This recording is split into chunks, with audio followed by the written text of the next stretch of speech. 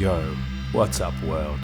This is Dane Thomas, and you're listening to the Dane Thomas podcast. Every week, I talk to experts, weirdos, new friends, and old ones about everything from magic to business to creativity and human awakening. So, strap yourself in, lay back and relax, cause we're heading straight for the black hole.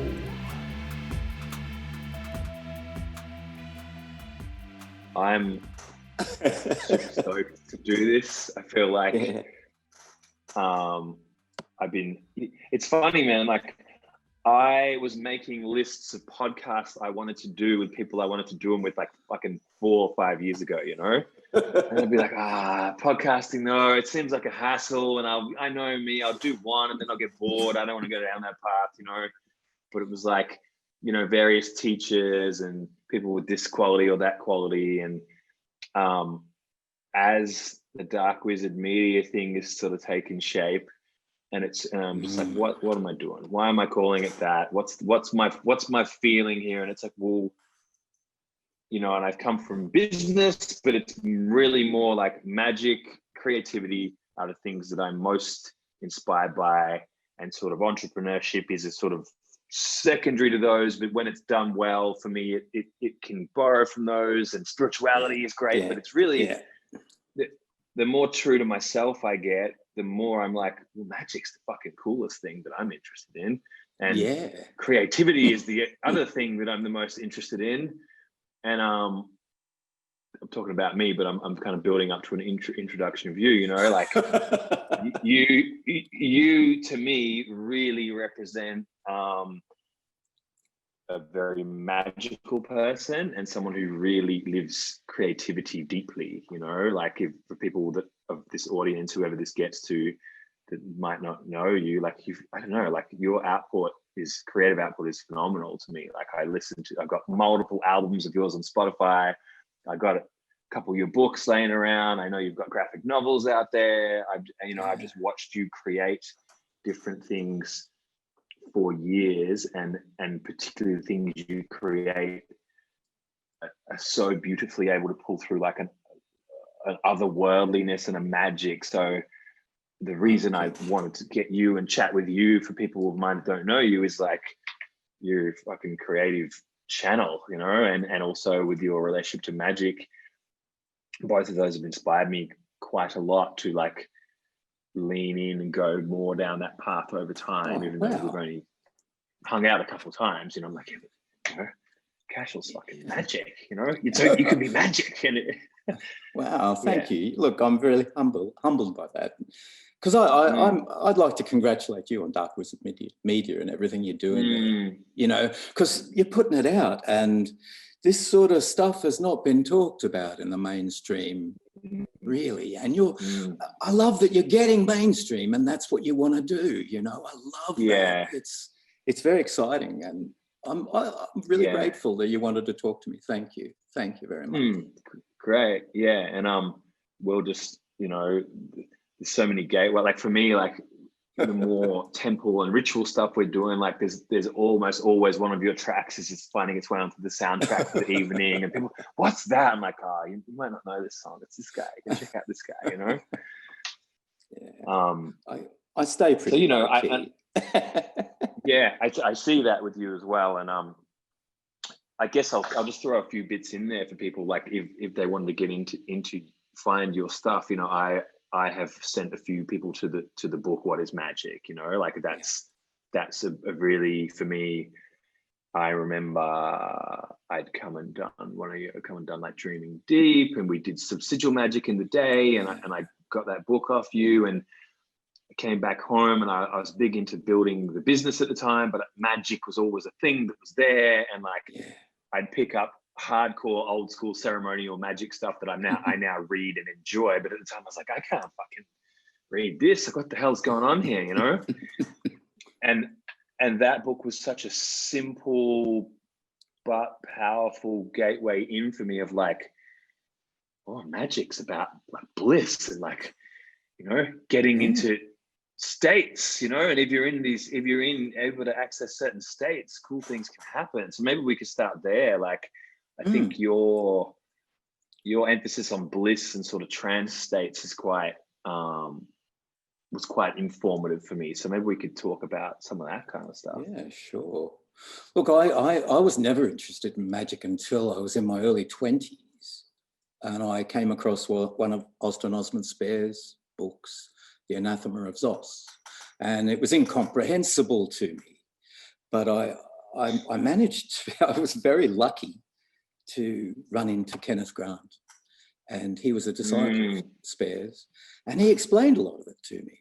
And it's this bliss, this trance state, he explained to me as the neither neither. You know, it's a state that Spare talked about, the neither neither, or the neither neither, where you want to create something, but you're not overly invested in the outcome. Do you know what I mean? So you can't afford to either believe or disbelieve in anything. Yeah. You can't do either. As soon as you buy into Bill Gates that was a good post this morning, by the way. Bill Gates is microchipping the world. As soon as you buy into that, you're short-circuiting your ability to create. That's my opinion from reading Austin Osman Spare. Yeah. That's just my opinion from reading Spare and talking to Kenneth Grant in the early 80s when I was in London. So this neither neither state, it is very blissful, but it's not the bliss that Westerners think of. It's it's not happy. It's a kind of contentment where you're not judging what's coming out. And that's how I managed to write. Well, this year I've got 4 books published this year. By next week I'll have my 4th book published. So it's just a constant state. I'm constantly sitting, just going, oh, what's next? What's next? What's next? And I play it very low key because I'm just not interested in the outcomes. Do you know what I mean? I've got a hardcore of fans, and they're very kind to me. So I don't need to do lots of marketing and promotion and all of that stuff. It doesn't interest me. But I have to say, we live in a time where everything's becoming so polarized, isn't it? It's very difficult to get into that neither neither state, isn't it? Yeah. I was being interviewed last week, and the interviewer said to me, writing is such a discipline. And I said, well, the discipline is actually not being distracted. It's not sitting down and punching away. The discipline is, don't let the world distract you. Don't start believing shit, and don't start disbelieving either. Yes. Yeah. Because then that's a reaction, you know. And if I was like, no, like Bill Gates is a great guy, and you should. It's like, well, now I'm kind of propping up the other side of a narrative. Exactly. And I'm like, look, I just want to be clear. Me making a humorous joke about that is not because what's happened. The reason I was running a few minutes late is someone is, as I knew that they would, coming at me will go, well, enjoy your vaccines. And I'm like, I'm not into vaccine. I'm not like a pro-vaccine person. I'm not like, everyone get down to the government vaccination bureau at once. But people are so used to, well, if you're not against this, you must be for this. And it's like, well, I think there's a lot of things going on that I don't know about. And really my a lot of my influences have been things like chaos magic. And when I came to NLP, which a lot of people think is really dodgy, I read it in a similar way to chaos magic, is saying like your beliefs are tools. So careful what you believe, you know? And it wasn't for me about like hypnotizing everyone. It was for me about going, oh, there's heaps of coding in here that I've picked up. Some of it's not really helping. Some of it's great, so let's just leave it there for now. But some of it's really, you know, but also bigger than that, the idea that the beliefs weren't really ultimately true or not true. They were just stuff, you know? Yeah. In the same way of like, if I had a poster on my wall, no one would go, well, is that true? I'd be like, well, it's a movie poster. It's not really true. It's just there. Yeah, and I think that it became my approach is like, well, it's software. Like, it's not wrong that you're a Christian, but is that the operating system that's going to work for your lifestyle? You know, like if you want to be a devout Christian and be a sort of sexual tantric, these operating systems might not like each other. We might have to like edit them a little bit, you know, and that's kind of my worldview. But I find And there is a growing collection of the people in my friendship groups and space that there is this kind of flexibility is sort of becoming more common, where it's like, well, that person's, they believe this, but they also seem to believe something that's the opposite, and they're fine with that, which makes them quite free, versus the more dogmatic, like, it's black or white, and it's like, well, could it be gray? Could it be alternating squares of black and white? Could it be purple? I don't, like, that's the sort of realm that I'm wanting to open up. When you look at the origins of chaos magic, it's really interesting. It was a part of the movement that became postmodernism. Yeah. This fellow Julian Ebola, do you know of him? He was an Italian. I don't. No. Oh, he's very important to the story of chaos magic, because he, in the early 20th century, he came up with a lot of ideas and stole a lot from Speer as well, and then influenced Mussolini. So Ebola said that whoever controls the narrative controls the world. Yes. Okay. So as soon as you start believing a narrative, you're under the control of someone. And Mussolini and Hitler obviously took that to extremes. But Ebola was a very deep thinker and a fascist. And Steve Bannon is a huge fan of Ebola. I think, where did he die? I can't remember. Mid-70s, I think he died. Julian Ebola. He very interesting fellow, mad as a cut snake, because he'd accessed all these different views from Speer, from Crowley, from all sorts of different people, and he tried to synthesize them together and make them his own. And it sent him stark, raving mad. Yeah. And he, because he had to believe in all these different things in order for his system to work. And that postmodernism and chaos magic has come down to us now. I mean, a lot of what we see happening in America right now, the people who are behind it, like Steve Bannon and people like that, they're students of chaos magic, and they know exactly what they're doing. When it comes to disinformation, when it comes to nothing is true, everything is permitted, they've got it nailed, and that's how they rule by confusion, which Mussolini was also very good at, and Hitler as well. Now, that's one side of the story, but if you're looking at the political spectrum, they're all starting to use it now, the left and the right. And it's this idea that the truth is flexible. Well, yes, it is. Of course it is. It's always been that way. But and now they're using it just for propaganda.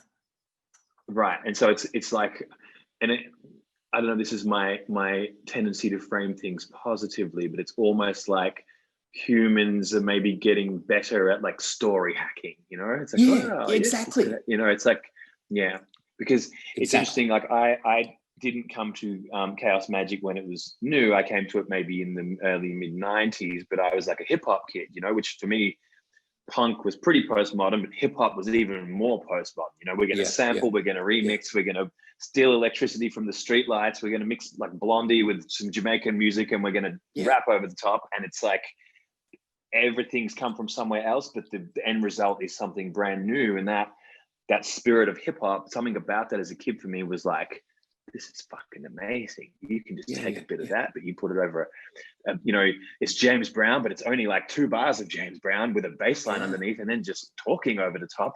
That's fucking genius, And so when I came to chaos magic, it was like, oh, they remixed magic. They didn't want to dress up in like ceremonial robes. They were a bit cynical 80s kind of punk postmodernists. So they're like, I fucking do it when I'm doing the washing up, me. It's like, and also like I'm from England, so a little bit of that cynical attitude of like, I just fucking get me magic done, mate. I can't be bothered dressing up for fonts, It's like this kind of like, it's sort of this like rejection of the aristocratic side, and just like, look, I just fucking get my hands dirty, graffiti some shit on the wall, and magic happens. And I was like, ooh, this is like, even though it's now 40 years old, to me, it still seems like an exciting approach. It's still like a bit hackerish, the term chaos magic came up about 40 years ago, but I think it's a lot older than that. It's a very, very ancient system of magic. And Spare was actually tapping into some very ancient ideas, like the neither neither is actually the ancient Egyptian idea of netta netta, which is to be in a space where when you're devoted to a god or goddess, you're in a space where there's no asking and there's no begging and there's no gratitude. It's all just, I'm there in front of you, here I am. You know what I mean? So their methods of worship were very much chaos magic. You know what I mean? I go about it the same way. I remix as well. I spent a few years in Ireland in the 1980s listening to traditional storytellers. And I realised I heard the same story multiple times, remixed by each of the storytellers.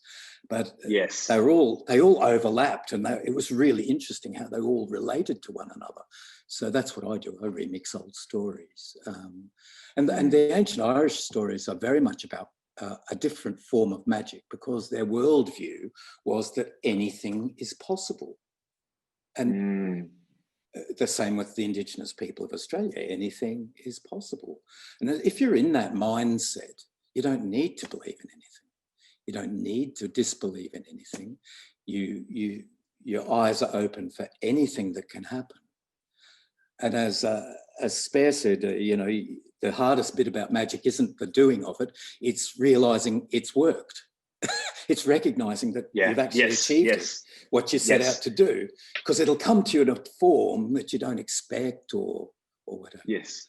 And that's what remixing is, really, isn't it?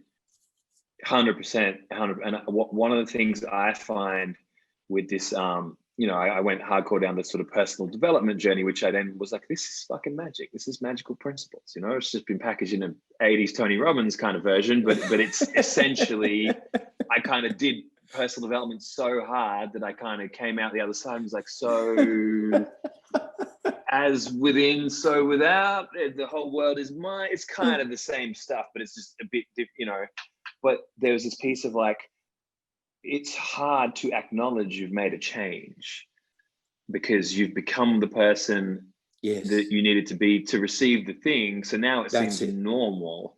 It's like I couldn't get a date for years. Now I date beautiful women, but haven't I always dated beautiful women? It's like, no, for 15 years you struggled to meet anyone and you were very frustrated about that, but you've managed to change so effectively, you can't even remember that used to be your biggest issue. Yeah. And we just acclimatize so fast. I think our identities, it's like, someone gets a job and for the first month, it's amazing. I've got money. And then it's like 3 months later, it's like, this fucking boss doesn't pay me enough. They should give me a raise, and it's like, you were thrilled for 3 weeks because it was like change. And now it's like, this is normal. This is shit, like. That's the thing too. This is what I love about chaos magic and chaos magicians, is there's this constant evolution taking place. And if you don't let go of who you were 3 weeks ago, nothing can move. And I think we see that in our society at the moment, in our culture. We can't let go of things. All this business with China at the moment, between Australia and China, it's because some people can't let go of ingrained ideas that really need to be updated. Their system software really needs a little bit of an update, and it's just not happening. And the more they're resisting it, the less programs they're able to run on the old system, until eventually they're going to be forced. We see that across the whole of our culture all the time. And I really think that's one of the reasons America's in the trouble it's in at the moment. But I don't think it'll last. I don't think it can last. We're going into a whole new, it sounds very new age, forgive me, but I do believe we are moving towards something different, a different way of thinking and a different way. I talk to people in the publishing and movie world all the time at the moment. So I'm talking with people who are on the cutting edge of change and of culture. And the mood is that everything has to be updated urgently. And media, and they're the people who run that sort of thing. Bill Gates, not so much. But, you know, and Larry Page from Google, not so much. They tend to hide away. The people who are really making the changes are the chaos magicians. Believe it or not, a lot of people in a lot of very influential positions are really into this stuff, big time. If just look at Q, that's an interesting one, Q. And if you know anything of the history of Q, I mean, it started in the message boards in the late 90s, which I was a part of. Oh, like the QAnon stuff, like the whole... Yeah, the QAnon stuff, yeah. Yeah. I was on message boards in the 90s where a whole lot of people like myself, autistic, Asperger's, whatever, that was our way of socialising. So we got together and we came up with these ideas all the time. And it was actually Terry Pratchett who introduced me to this, and I got heavily involved. So what it was writers creating narratives, and it was live and everyone would add to it, and it would create a story that was a remix of reality. Do you know what I mean? To a reality, what if it was like this instead of like this? And that went through to 9/11, and I was part of some of the message boards after 9/11, where some of those conspiracy theories that became conspiracy theories started out as little joke stories on the message boards and went on to become full-blown conspiracy theories because they leaked out. Pretty much the same thing happened with Q. I mean, in about 2017, I think it started up, the Q Collective started up, and they were a collective of writers. And I used to read their stuff and I got a bit bored with it, but I read their stuff for a while. And they came up with all these wonderful dystopian narratives, hoping to get a film deal. You know, that's basically what they were doing. And gradually over time, the people who were not part of this in-group, who were not Asperger's or autistic or the normies, they call them, quite a derogatory term, I must say, the normies somehow got hold of this and started to think, oh my God, this is real. And it's well documented that this is how it started. But it's gone in another direction now. It's been taken over by propagandists, and it's been taken. And as soon as you believe something, it's a perfect example of this dictum that if you believe something, as soon as you believe it, you are stuck with it. You are limited by it. As soon as you disbelieve in something, you're limited by that disbelief.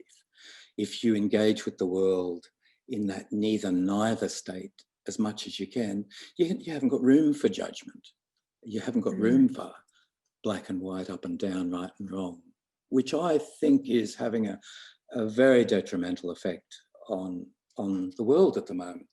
This black and white, right and wrong, Nazi, communist. I mean, it's just ridiculously funny because, and fortunately though, there are a lot of people in mainstream media, a lot more than there used to be, who are very clued into chaos magic and understand that if you get stuck, you're stuck. You know, you've got two choices. You either go, okay, I'm going to give this up, or you end up in a bunker in Berlin shooting yourself. You know, there's not many. Yeah. Stories actually control our lives to a remarkable degree. I read that one of Donald Trump's favorite films is The Man Who Would Be King, which was made in the 1970s, Michael Caine and Sean Connery. So we watched it last night just to see what, and it's oh my God, it's predicting the whole, it's the whole thing of empire. For those who don't know, Rudyard Kipling wrote this story in the 1880s, and it's really about two adventurers who go off and become kings in Kafiristan in the northwest of Afghanistan, and what happens to them as a result of their ambition and their beliefs and their cynicism and all of this rolled into one. And at the time, Rudyard Kipling wrote this as a narrative that would uphold the empire, that would say, look what good the empire is doing for the world. But actually, when you look at the film, it says, shit, the empire's fucked. It's ruining the world. It's actually done a lot of damage. And so for some reason, Trump loves that film. And there you go. It of speaks. Course, you know, it speaks. Yeah. And for me, I think a lot about things in terms of memes, you know, and I think that's one of the pieces that's starting to land with Dark Wizard Media is like, you know, I've seen a few friends of mine that were into esoteric stuff and they'd share these long, deeply thought out, you know, mystery school initiation type stuff. I'm like, this is fucking amazing. Like occasionally I'll read this, but there's 3 people on the internet that are qualified to read this that are going to sit down and read it, you know, but like just by flicking little weird memes that have like got Aleister Crowley jokes or witchcraft jokes or like some of them don't even properly make sense, but even if you don't know all the background of the things, they're sort of like, there's a little tapping into your reality. And then when you see a few in a row, you know, over a week, over a month, it's like, oh, like these guys are making like magic in jokes and like some of the narratives we're trying to weave underneath are like, magic is normal. Everyone's magic, you know, and like, everyone's a witch. Everyone's a witch. And it's like, whoa. And that's like, so lots of like, you know, mundane references to like, well, when your potion goes wrong or, you know, whatever, like, those kind of like talking about these things that have been fairy tale-esque because they're like, you know, these are happening to all of us in every day. Like, you know, when a wizard can't start his computer or whatever. And it's like, just wanting to normalize magic. And for us, there's this piece around like, memes, you know, because it's like almost like the little micro stories, you know, and like, but when I think of like Donald Trump, you know, and again, this kind of good or evil sort of, and I'm like, well, no, Donald Trump is just possessed by an archetype. Like he's no further in control of this than I am. Like he's just, the idea has claimed him and run with him possibly for his whole life. And it's like, absolutely. Who knows why, you know, like. and by the same token, Joe Biden as well. He has his own little system that he's caught up in. That anybody who thinks one side or the other is the problem has misunderstood the problem. Yeah. And it's like, you know, for me, and this can sound, I know this can sound avoidant or bypassing for some people, and I sometimes this would be, but for me, there is a part that just looks as everything as like emerging potentials and emerging capacities. And it's like, well, no, it's 2020. These are the themes that needed to arrive in 2020 because they are, and we're smaller than these themes, which may have been playing out for 60 years, 100 years, 2,000 years, you know, and the plot lines are unfolding, and I might be a minor character on page 397 that only pops in for like a sentence, if that, you know, but this thing is going to do its thing. And the more I try to like operate from that place, like there's a lot more freedom than being like, fuck, I must get outside at once. And, you know, I live just outside of Mullumbimby now, you know, and like one of the big things is it's very anti 5G, you know, it's super like 5G is the devil because it activates the coronavirus. And I'm just like, I just got my new iPhone Pro Max 12 and I can't get 5G around here because I live in Mullen, but when I go up to Brisbane, it kicks in, and I'm like, I don't know. I don't think I'm going to get a virus because I'm using 5G. I'm not disparaging people's beliefs. No, it's not to disparage people's beliefs. Yeah, I have a great deal of respect for people's beliefs, but at the same time, I'm old enough to remember the 70s. And people said in the 70s, FM radio is going to make all the males impotent. It's going to cause cancer. People are going to die in their thousands as soon as FM radio is switched on. And, all those stories could be traced back to the owners of AM radio stations. Of course. Yeah. Everything's marketing. It's all marketing. Yeah. And a lot of the 5G propaganda comes from Rupert Murdoch, because he's invested millions in his cable network, and 5G is a lot faster than his cable network is ever going to be. And he doesn't want it. He doesn't want it. It's a matter of public record that he's lobbied the government to stop 5G from happening in this country.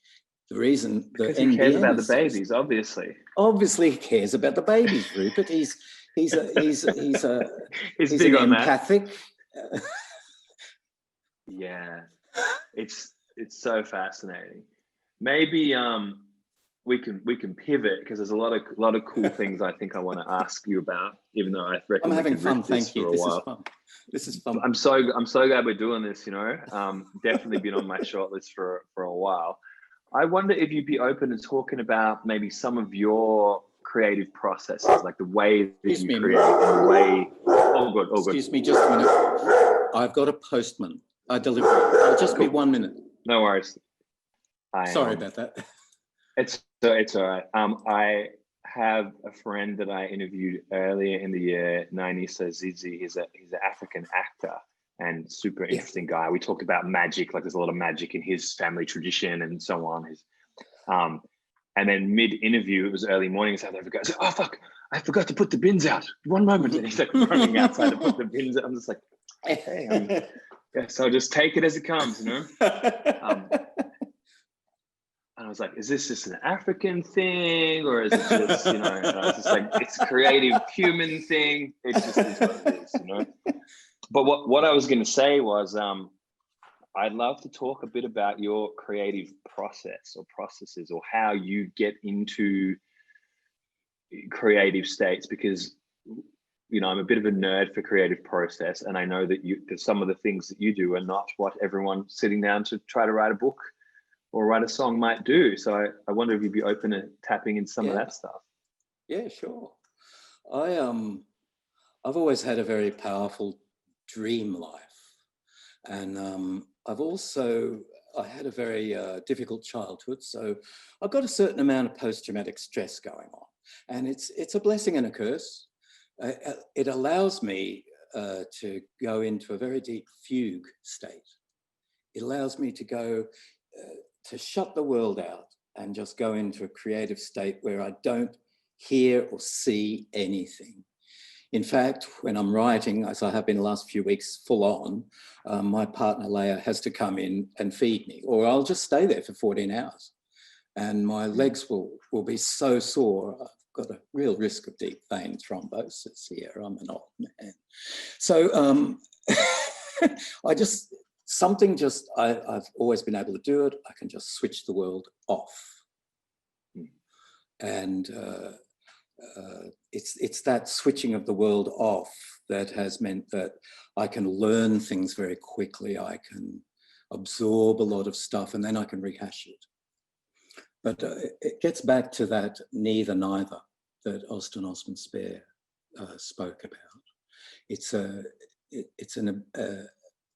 a moment where you just let go of all the concerns. Is this any good? Is this good? Am I impressing anybody? Where's this? What's going to happen with this? Where's it going to go? What's the point of it? As soon as all those questions melt away and you just do it, for me, it just flows out.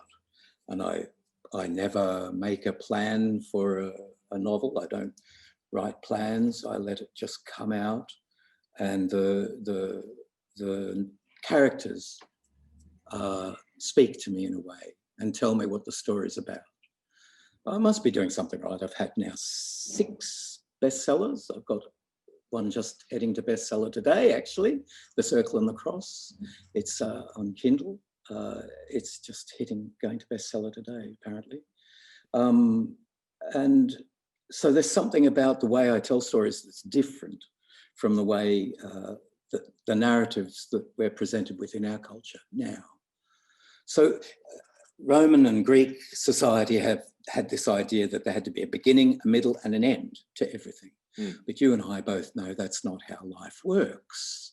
There's a beginning, a middle, an end, which is also a new beginning, and then the middle is also a beginning or an end, and then it's all over the shop, isn't it? It's not, you can't strictly define beginning, middle, and end. For me, this is what makes Star Wars boring, is that there's the characters sort of grow, but they don't really, do they? I mean, and the two-dimensionality of it, the superficiality of the story. Yes, it's a nice story. I enjoy it. Don't get me wrong. I like Star Wars. But it's also not got anything deep to say about human existence, other than very superficial things that may be revelations to some people, but for me, a story for it to really touch me, it has to have something, say something about my condition as a human, you know, who I am. I need to come away from it going, so I need to question everything I've ever thought. So when I sit down to write, that's what I've got in mind. I'm not doing it for anybody else. I'm doing it for me. It's a process of growth for me. And if other people like it, which apparently they do, that's great. I never read reviews. I'm not interested in sales figures or that shit. I've got people to do that for me. I don't bother with that stuff. They manage that for me. So I just sit down and do the stuff. And I think if you can get into a place where you're privileged enough, and I'm so grateful to be in this position, where you don't have to think about all of that stuff. You don't have to think about how am I going to make a living from this. You know, it's you're set free to be able to do whatever you like, and that means you're evolving as a person primarily when you're creating. And if the creative process isn't about creating you, then there's no point in doing it, from my point of view. Creating a new you, evolving and moving. Do you get what I'm talking about? I mean... Yeah, it's beautiful. Yeah, for me, it's interesting with you because there's so much easeful right brain access, which I have compared to some people, but compared to you, there's a lot of strategy, and you know, there's a business guide that's had to be developed, and there's a lot of that stuff there in my and so what I'm now doing is creating pathways to kind of leave that guy. I'm in my little studio now. It's like he doesn't need to come in here. The marketer side of me can come in when we're done. It's almost like and it's almost like the artist and the marketer learning to make friends, where it's like, oh, that guy's really clever at understanding what other people want. Now, if he's in the room when I'm trying to write the song, he'll ruin it because he's going to be overly concerned about who's going to like it, how will this serve others, how we're going to package it. And so it's like, you just go, and I'm going to get into my playful state, or my for me, humor is a good gateway. If I find something that's funny, I'll just follow it. And it's like, oh, I don't know if I'm allowed to say this, but I got to say it. You know, it's almost like it's a little boy that's just like, ooh, I just thought of something that like, ooh, I don't know if other humans are gonna want to look at this angle, but I'm very pleased to have found this. It's, you know, like a little boy hanging upside down off a chair, and it's like, whoa, the world looks so different from here. It's hilarious. You know, the lights are sticking out of the floor, and like my parents are on the roof, and so it's like, if I find a funny angle, I'm like, oh, I gotta explore. I want to talk about that. I want to like look at it from this other unpopular or unexplored side, and there's a deep kick in that for me. So it's this humor thread, you know, and like I'm finding it with writing lyrics lately, where, you know, I've come back to music after about 10 years of not, or almost more, and it's been very interesting because I've had to come in like a bit clunky, and as I've written 7, 8, 9 little songs, and I'm starting to find my way. And often it's either like I like a sound, like that bass line is dirty and cool and mysterious. So I'm like eeriness or spookiness is a good gateway for me because it gets me a little bit excited. And kind of dark humor of like, I don't really know what these words mean, but when I say them, I feel like I've let a secret out of the bag, or I've, you know, I'm almost like, sorry, like, you know, there's one. I'm writing this one called Fairy Tales, and it's like there's all these little metaphors in there about like Red Riding Hood's like suing the wolf for damages, and his record label is going to drop him because he's been deemed inappropriate, you know. And it's like, that's how 2020 would get him, you know. Like, it's not the woodcutter, it's like the politically correct. It's like, you're a wolf, you're a bit rapey, you're a bit predatory. It's like, I'm a wolf, what am I supposed to do, you know? And it's like, which I guess is my unconscious's way of synthesizing all these themes that I'm seeing around, you know. So there's the part that I've got from some of your work and other things that seem to be saying the same is like, for me, magic and creativity is about tapping into the unconscious for me, you know. It's like if my conscious mind is doing it, it's a bit rote. What do you mean by your unconscious mind? Because your conscious mind has to direct something, some part. What do you mean? It's almost like my conscious mind is the one that's like, maybe it's the one that's like, hey, let's sit down and write a song. And it might be like, let's write one about this, you know?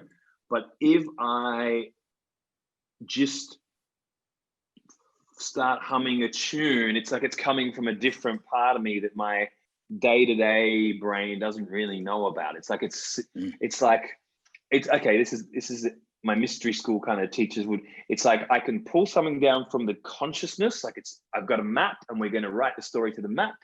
Yep. Or I can find an upwelling of like, I don't know where this has come, which feels more like how you talk. It's like it's welling up from somewhere else. Yep. And the characters are telling me what's in the story. Now, see, for me, that's the magic. That's the magic. Yes. It's that upwelling. It's that, and that's, you can do ceremony, you can do sigils, you can do whatever you want. It doesn't matter what you do. Creativity, whatever you're creating, it's that upwelling that is the essence of it that you've got to allow. And that's where, this is my humble opinion, the neither is about allowing that to well up and not judging it, letting it just come out and happen. And it'll be far more remarkable than anything your conscious mind can judge. That's my experience. That's just me. Everybody's different. You know, I think that the Bill Gatesy thing, you know, it's hyper conscious. It's like, I'm going to solve the world problems because I've analyzed it, and here is the map, and here is the data. You know, this is the video that the woman is saying is a plot to murder everyone. I'm like, I'm pretty sure that's a super nerd trying to mathematically solve everything, which may or may not be the right way to do it. It may or may not work, but it's a logic down approach, you know. Versus I don't know if you know too many billionaires. I've met a few billionaires in the last few years and a few millionaires too. And they're very, very focused on problem solving. They're very focused on how do I get, and that's what I see Bill Gates. He's just this nerd who's gone, how can I fix this? And he does that whether it's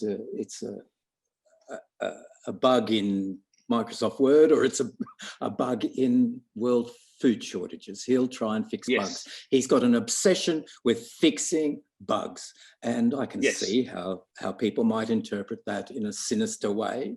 But because it's a control mechanism, which it actually is, but not in the way that it's being framed. Because, it's almost like just left brain. It's like, I need to organize everything properly so that it works in the way that would make sense to me. Versus we're really talking about going the other way, where it's like, let me unleash the chaos of what already has the perfection in it. It's you know, we could almost talk about it as masculine and feminine as well, in a way, you know, of like, which is risky. Really, I know. You know, that's just wow.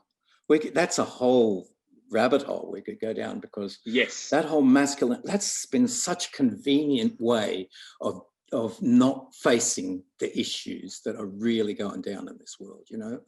If I go back to those billionaires and millionaires I know, look, a lot of them have gone for that lifestyle because of insecurity, personal insecurity, you know. And they look, I've got friends who are millionaires. They won't mind me saying this because they admit it themselves. There's a sense of insecurity that drives people to get stuff and to get recognition, status and wealth, you know. But if you're chasing that status and wealth, it's not masculine or feminine to do either. I don't believe that. I can't see that. I can see it as a response to insecurity, and that's all it is. Everybody's got their own insecurities. I've got mine. We've all got our insecurities. How you respond to them is a mark of how you grow and where you go, what you can create. I don't like talking about the masculine and feminine things, and this is one of the reasons I dropped out of the New Age movement, and we stopped doing the dreaming deep, because we used to do these lovely concerts, you know, and we loved doing them, but the whole thing of the masculine and the feminine got a bit in the way, you know.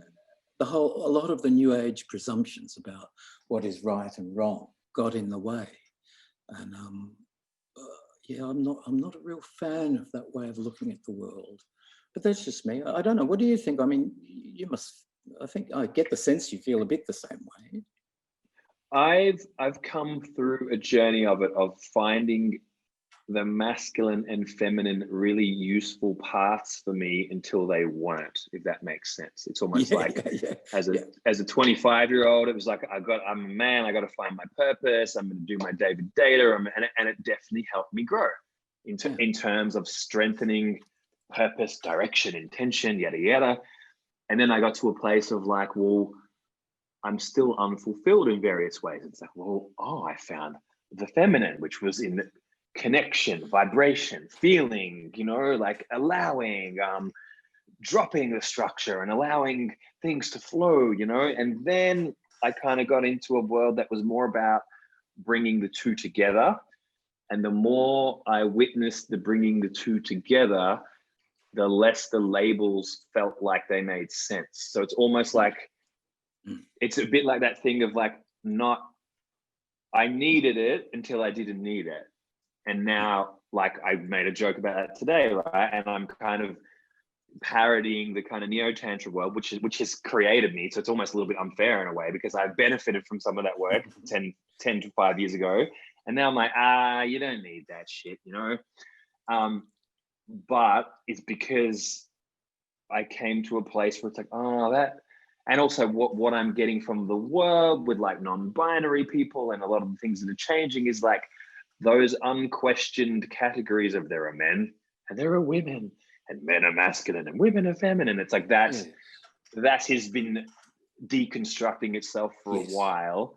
And because I've been in sort of tantra and masc and femme spaces, I'm seeing those boundaries blur and dissolve. And also like, it's interesting. A lot of my young artist friends, those categories don't mean so much to them. There's a lot more identification with like, I'm queer, I'm neutral, I'm bi, and it's like, you guys are not really buying into the categories in the same way that, I'm 42, so there's a 20-year age gap between. It's like, when I was growing up, I got to be a dude because I'm a dude, and there's some certain things that I am buying into that. We did a chat called Tantra Made Me Gay on this podcast, which caused a little bit of upset with the title.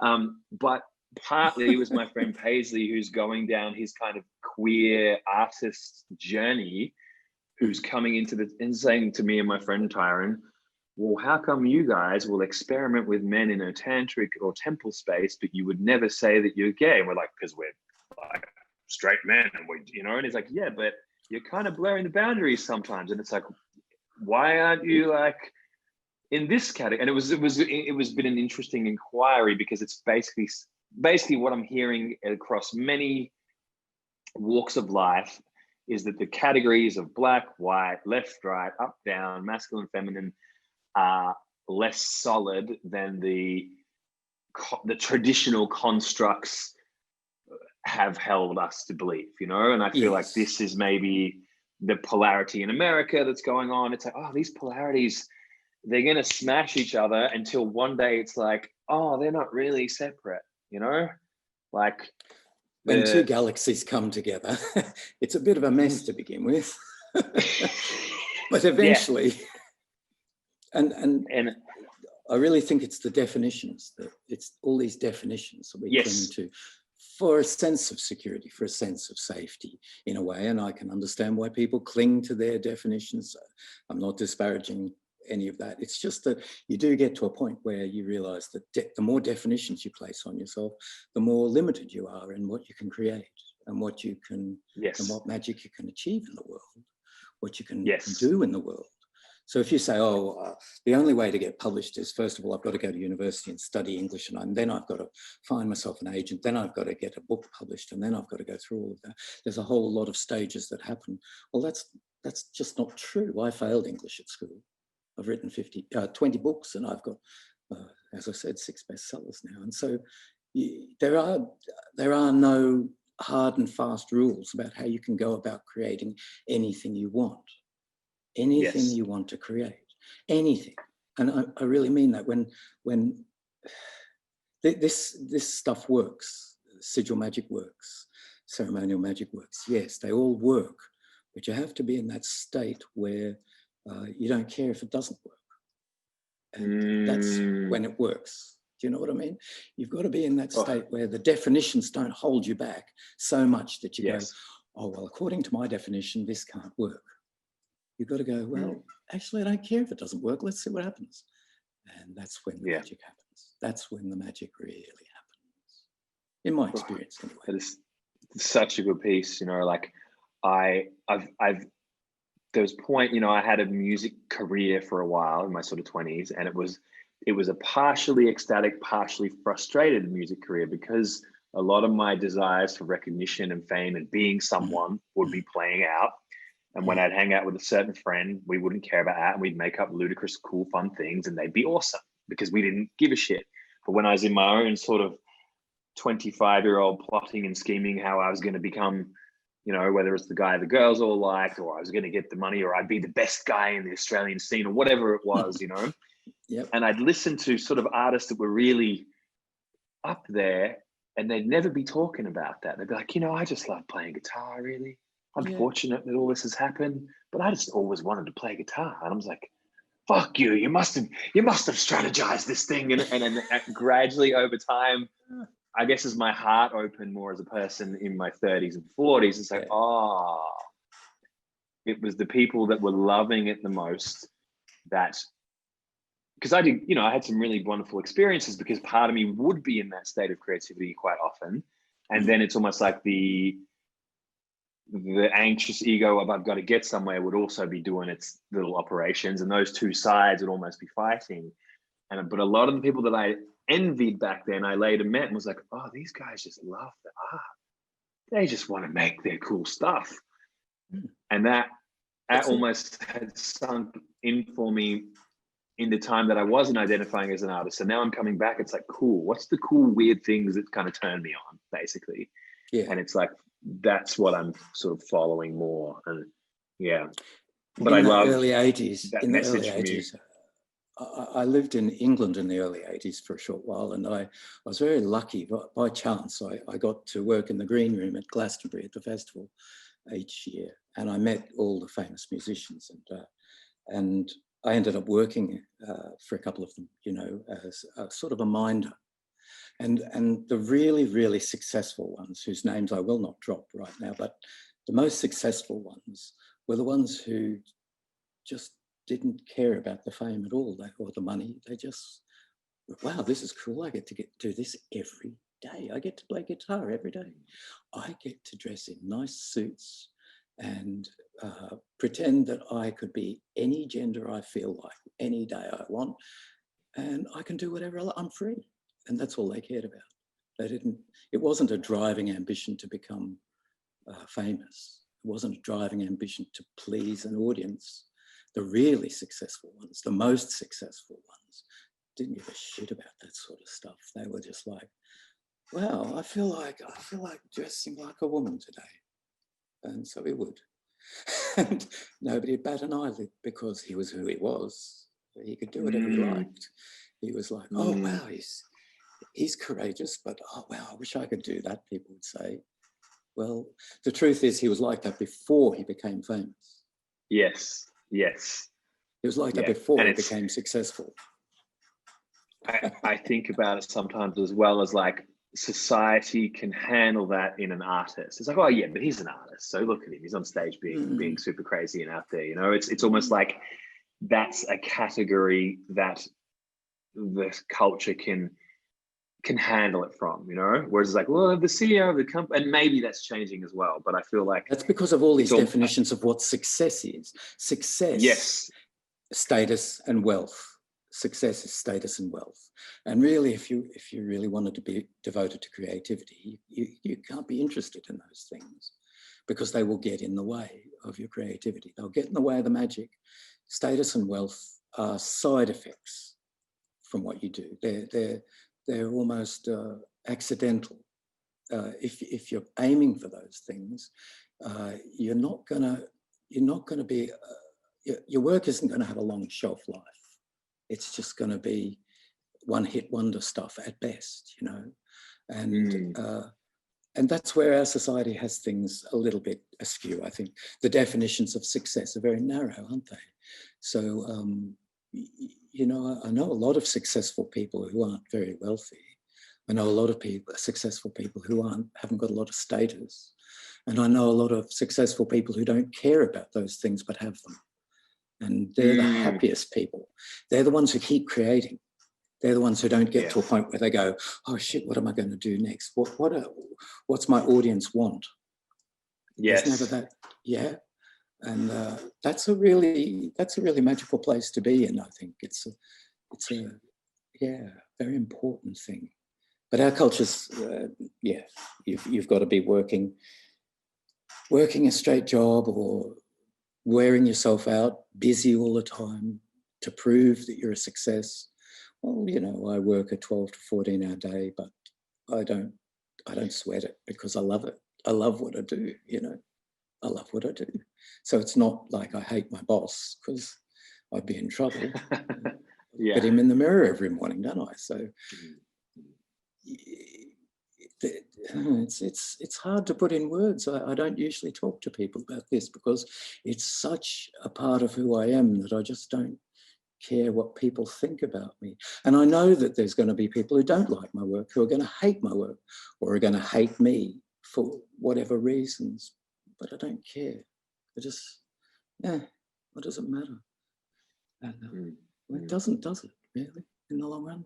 It's a really beautiful transmission. You know, what I perceive is a lot of people that follow my stuff, there's a lot of creatives and there's a lot of emerging creatives, you know, and I feel like just hearing some of this stuff is really a nice, potent transmission of something, because it's like, oh, fuck. There's just a purity of the vibration of what you're saying. I think that I know some people will hear it and it will serve them greatly, because there's a calibration that it gives. Like, oh, there's a feeling of truth around that for the artist part. I think that people will get a lot from. So I'm very grateful. You know yourself though, the harder you struggle to get money, the harder it becomes. It's something. There's something there about money, about status, as well. That the harder you struggle for it, the harder you have to struggle for it. So because it's not real. It's warping. It's the field around you is getting warped, and it's almost like the more it matters, the further that timeline stretches out. You know, which is also a paradox, because the not wanting yet pursuing the craft, doing the thing, you know, it requires showing up. You know, there is a dedication, there is a grit in there, but it's not a desperate reaching. It's just like, well, I'm just committing to this journey, whatever it is. I think that's the balance. You said something earlier. You said that everybody's a magician. Perhaps they don't all know it. And yes.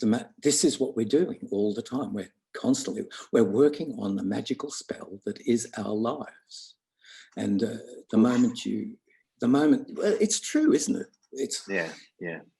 The moment it becomes about status or wealth, or it becomes about what other people think of me, or you're distracting yourself from the magical spell of your life, of creating and unfolding what you really want to be, where you want to go. So that's how I use creativity and magic. Is I'm just evolving, and I've got the leisure to be able to do that because I'm not frightened of being poor. I'm not frightened of having no status. I'm not worried about that. If I had to live on the street, I could do it. I've done it before. It's not a problem. You know, it's not an issue. It's like, oh yeah, well, that actually might be interesting. I might learn something from that. You know, it's not. You know what I mean? It's just a story. In 100 years, I'll be dust. Nobody will remember me. Nobody will remember my work. I'm insignificant. So why sweat it? Why not just enjoy life as much as possible and create as much as you can? God knows this world needs more people to be creating beautiful stuff right now to counteract the propaganda, the polarities, the negativity. You know, we need people to say, stuff it, I'm just going to create beautiful stuff. whatever your definition of beautiful is, that's fine with me. Just create beautiful stuff, you know. I reckon that's our takeaway. I reckon we should wrap here. I'm super grateful for this conversation. Can't wait to get it out there. Got some cool titles in mind, I think, dropping in. If anyone was inspired by this and really liking your flavor, which I'm sure people will be, what book and or album could they possibly start with? If they wanted to type in Spotify some music, or if they wanted to look up a book, what would be somewhere to start? My music crosses so many styles. You'd be a better judge of that than me, because you judge. You come up with something for me, because I can't say that. The song of yours that I play the most, I'll say the song and you can say the book. The song of yours that I play the most is Calling Them In. I've played it hundreds of times. Yes. I love it for ritual. I love it for putting me in a certain creative state. It never fails to just be like activate the feeling of like magic. So if you want to hear one of Caiseal's songs that I love, type Calling Them In to Spotify or wherever else, and you will find it, because I love that song. And the book I'm going to promote is the latest one, of course, is Circle and the Cross, which is set in the 5th century in Ireland. And it's about the coming of the Christians to Ireland and how Irish society was changed by that, and the magic and the beauty of the culture and how it survived Christianity. That's just about to hit bestseller, which I'm very pleased about. And that's a month out. That's been a month in Kindle, but it's only on Amazon. So I don't do print copies anymore. I want to save the rainforests, you know. Look, this has been really great. Thank you very much. We haven't had much to do with each other for a few years, and I've really enjoyed this. Thank you so much. Yeah, so welcome. Thanks for being here, Caiseal.